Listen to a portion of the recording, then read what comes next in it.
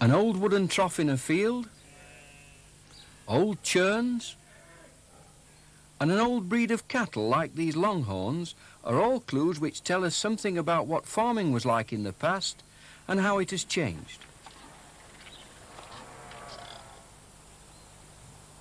But some of the best clues are in the buildings themselves, particularly farm buildings. This is Churton Hall Farm in the village of Churton in Cheshire.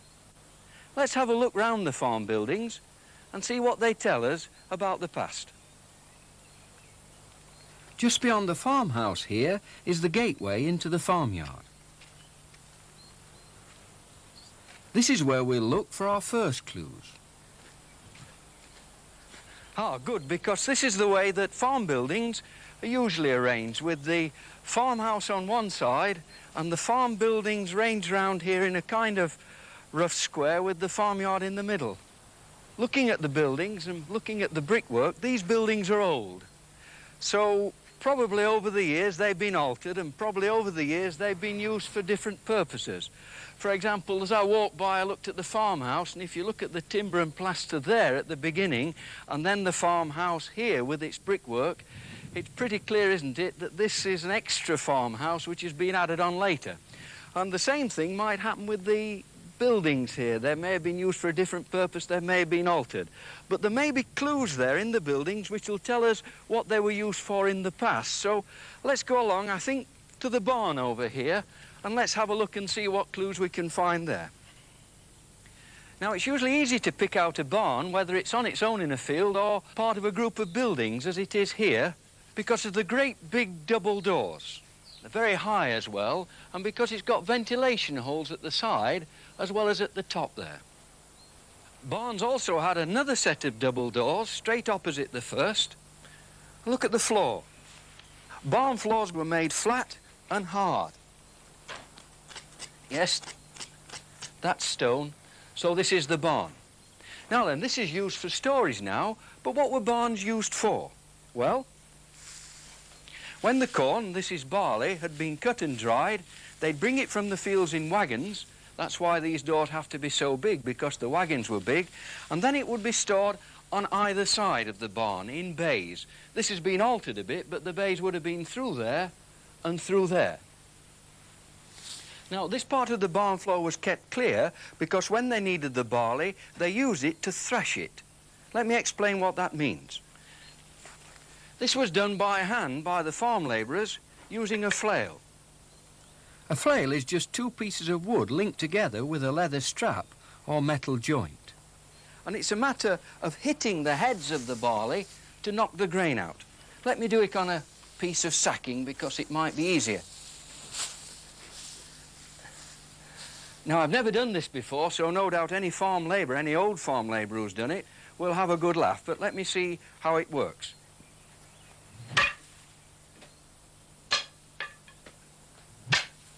See the grains bouncing out. You know now why the floor had to be hard. Now you'll see why the doors are opposite each other. I've knocked out the grain from the heads here, but the trouble is that the grain's mixed up here with chaff. Now the grain's heavier than the chaff, and with the doors opposite each other, I've got a draft, so if I pick it up and throw it, the heavier grain should drop down and the chaff should blow away. Anyway, let's see. It's called winnowing.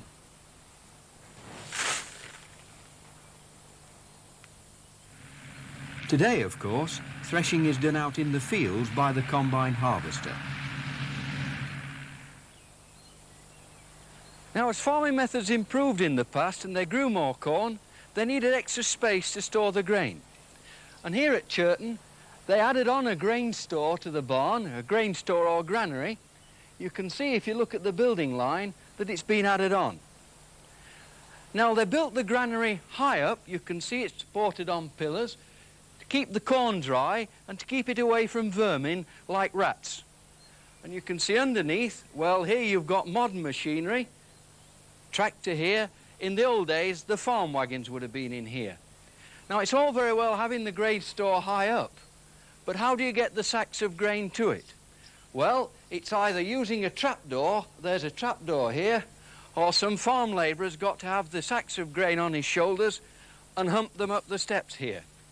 I know now why this old handrail's here, because it must have been quite an effort to go up these steep steps with a sack of grain on your shoulders. Well, this is the granary. It doesn't seem to have changed much. In fact, as you can see, it's still used today. Of course, nowadays they don't carry up the grain in sacks. It's pumped up along this pipe here and then into the modern granary, which you can see through the doorway.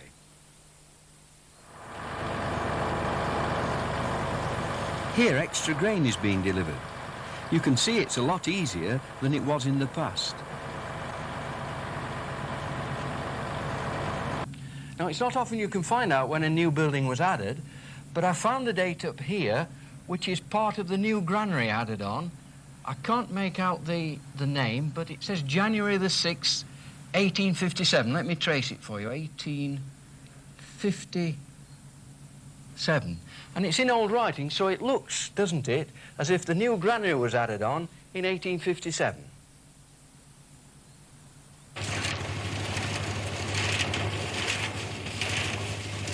Today, engines provide the power for the heavy work on farms. It used to be horses that the farmers depended upon. You can still see horses in action at working farm museums like Acton Scott in Shropshire. Here, the mown hay is being raked and being turned, ready to be made into a haystack, or brought back to the farmyard to be stored.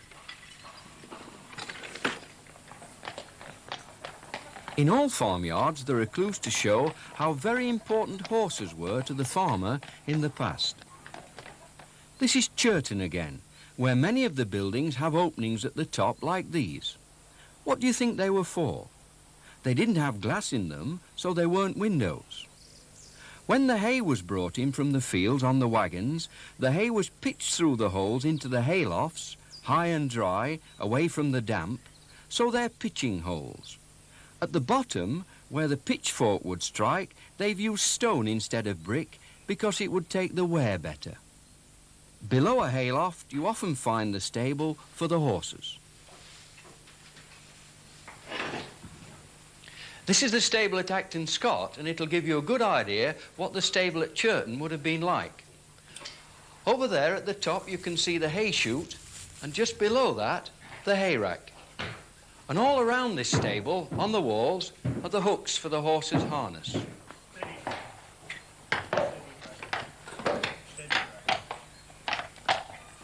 So now we know what clues to look for, let's see what we can find back here at Churton.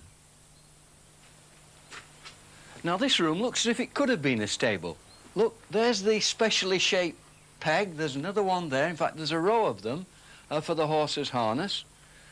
And this is an old piece of horse's harness. And then up there on the ceiling you can see a special iron board. I think it's iron. Yes, it is metal. That's where the oil lamp would hang in the days before electricity, and it's to stop the hayloft above catching fire. And yes, over there you can see the ladder leading to the hayloft. So this was a stable. There have been big changes in the milking parlour and the dairy next to it at Churton. From the farmyard, food is pumped into the feeding troughs, and while the cows munch their food, they're milked by machinery.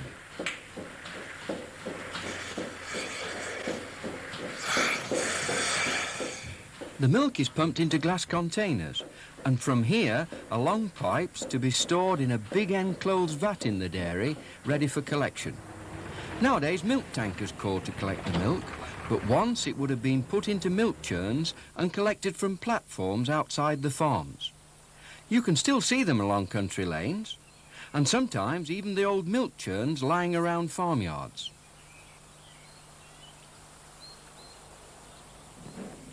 Before there were milking machines, this is how the cows were milked, by hand. It's still done like this at Acton Scott.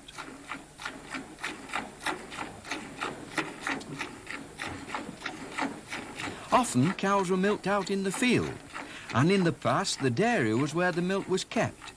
Cheese and butter were made, and the buttermilk saved to feed the pigs.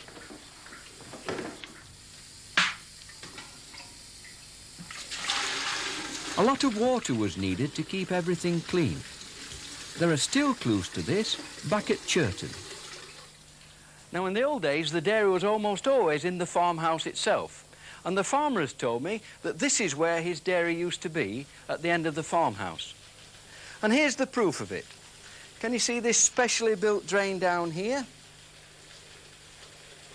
And if you look over here, there's another drain and even a chute, so that the water runs down here, down that channel, and away. Now, here was the dairy in the old days. Next to it is a set of buildings I want you to have a look at because they're particularly interesting.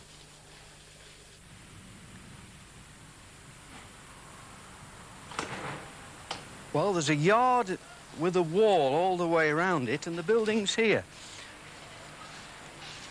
Look, it's a small entrance. It's probably just big enough for me to crawl into. Now, what animal do you think this was built for? Look, there's something over there. Yes, it looks as if this held something. And there's an opening here that sticks out on the other side. What do you think that was for? This is Acton Scott again.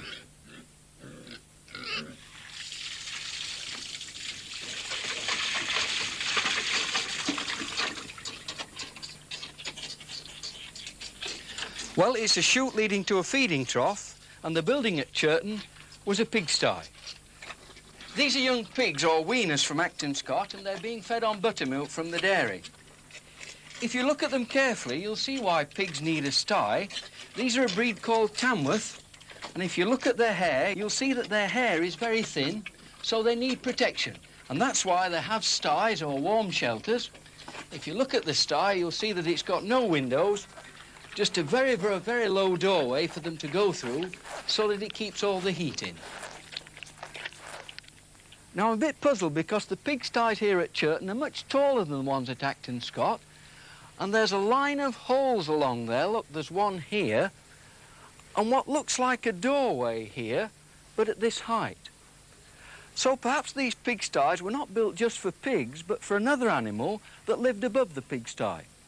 Anyway, let's go inside and see what we can find in there.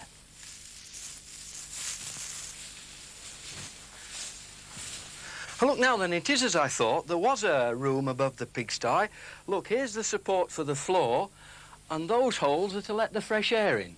Now, farmers have told me that they used to keep chickens in pigsties, and this is obviously how they did it, in a room above the pigs. And when you think about it, that makes a lot of sense, because chickens and pigs both eat scraps from the farmyard kitchen, and the heat from the pigs down here would keep the chickens up above warm. So, there are many kinds of clues to the past in and around farm buildings, like this old stone water trough, although their use may have changed today. But remember, take care. Farms are workplaces. They can be dangerous as well as exciting. So make sure you have the farmer's permission before you see how many clues you can find in a farmyard.